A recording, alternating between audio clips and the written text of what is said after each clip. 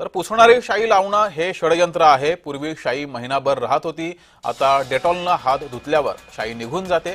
आमदार महेश सावंत यांनी हा दावा केलेला आहे आणि प्रश्न उपस्थित केलाय। 15 दिवस महिनाभर नाही राहायची ती शाई गेली कुठे? आज त्यांनाकडे कुठे दुसरा झोल करायला चान्स नाही।